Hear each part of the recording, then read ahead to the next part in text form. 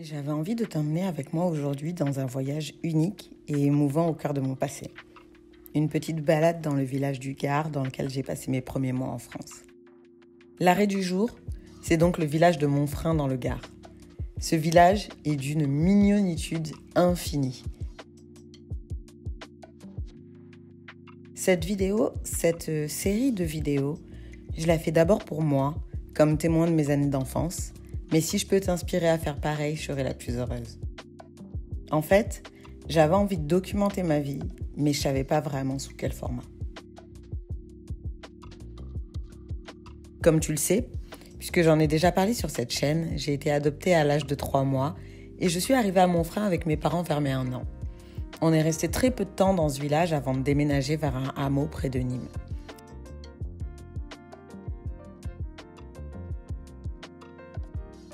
J'ai donc clairement aucun souvenir de la maison, du village, des rues, des gens, de l'ambiance.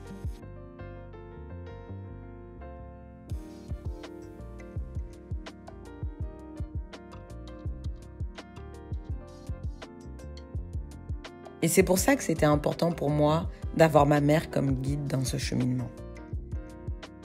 Pour moi, ce voyage a une signification particulière, parce que Monfrein a été le témoin des premières années de ma vie. Et notre première étape nous amène à la maison où j'ai vécu pendant mes 2 premières années.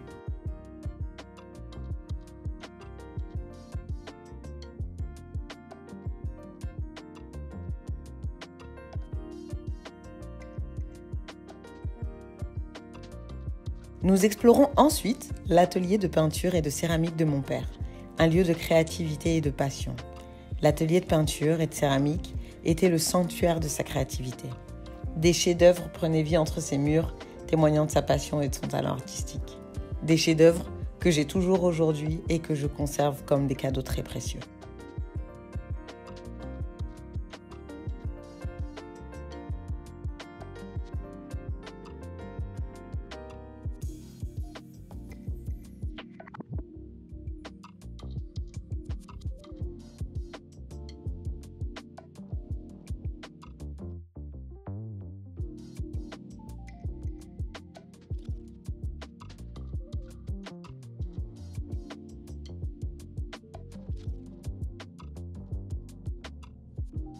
Marcher dans ces rues me ramène en arrière, à une époque où tout était encore à découvrir.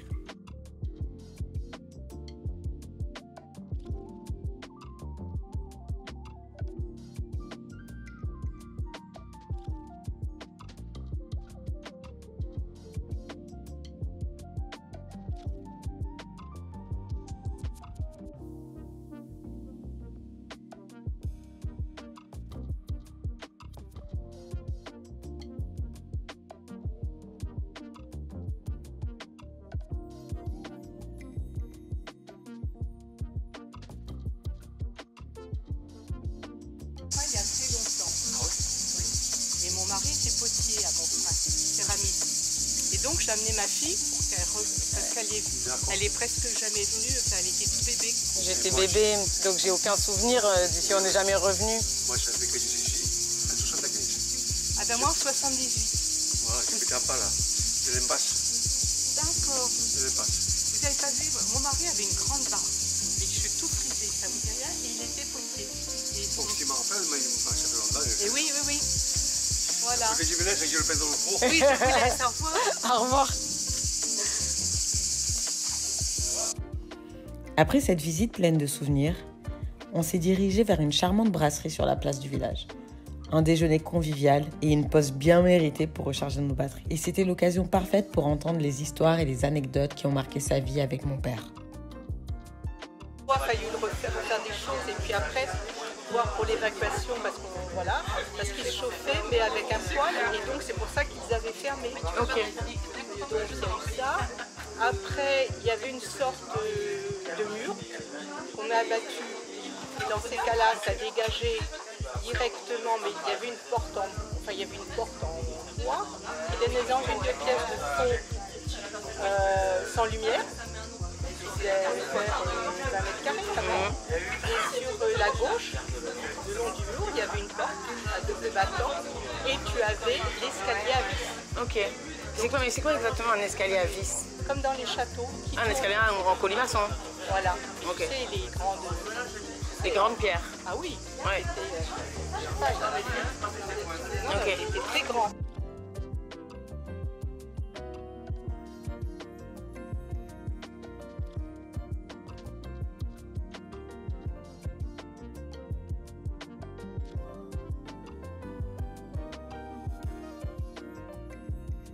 Bon appétit, Mamouna. Bon appétit, chérie.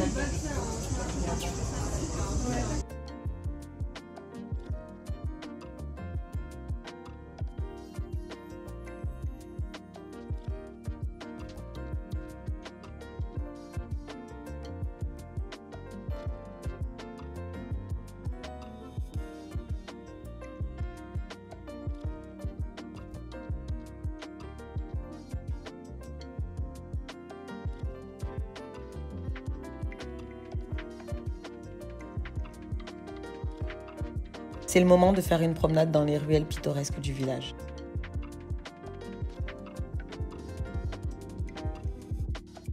Les façades en pierre, les volets colorés, chaque coin évoque des fragments de souvenirs même lointains. L'histoire de cet endroit est vraiment fascinante. Comme je le disais, et comme vous pouvez le voir, ces appartements modernes étaient autrefois un lieu de l'ordre des Templiers. Les Templiers possédaient des vastes propriétés et des commanderies à travers la France, y compris dans le Languedoc et la région du Gard. Et ces commanderies servaient de base logistique, de point de passage stratégique et de centre de gestion pour les activités de l'ordre.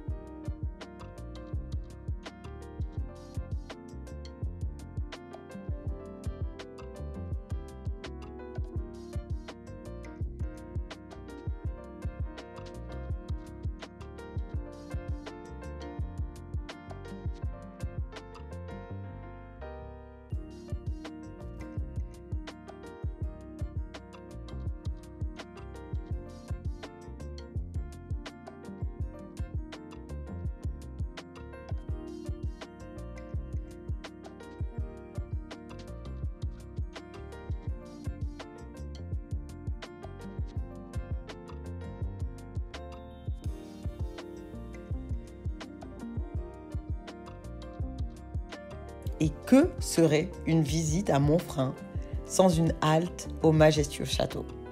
Cette imposante structure raconte une histoire millénaire, une histoire que je redécouvre aujourd'hui avec ma mère. Aujourd'hui, le château de Montfrin est un témoignage de l'histoire de la région. Bien qu'il ne soit pas ouvert au public en tant que musée, il demeure un élément important du patrimoine culturel de Montfrin et contribue au charme historique du village. Cette journée m'a apporté plus que des images et des histoires. C'était une expérience émotionnelle et une reconnexion avec mon passé que je pensais perdu vu que j'en avais aucun souvenir.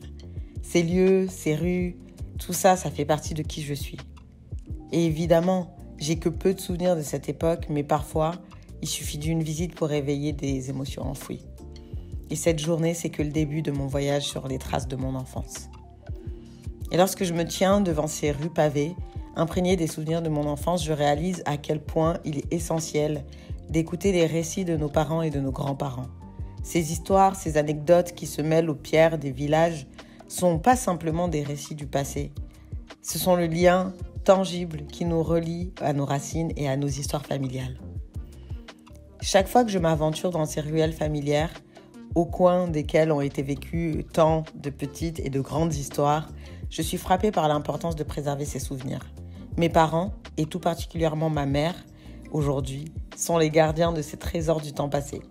À travers les yeux bienveillants, les moments joyeux, les défis surmontés et les instants précieux, tout prend vie à nouveau.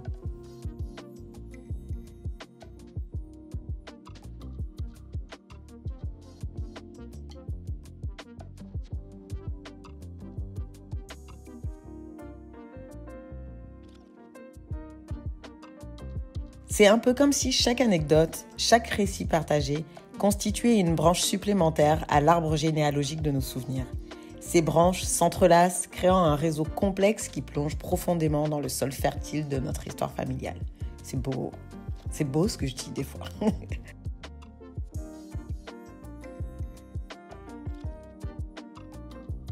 Partager ces histoires avec les générations futures, c'est un héritage inestimable qu'on peut offrir. Tout comme les racines d'un arbre qui soutiennent son tronc et ses branches, ces récits nous ancrent dans notre identité. Ils nous rappellent d'où on vient, les sacrifices qui ont été faits, les réussites célébrées, les valeurs transmises.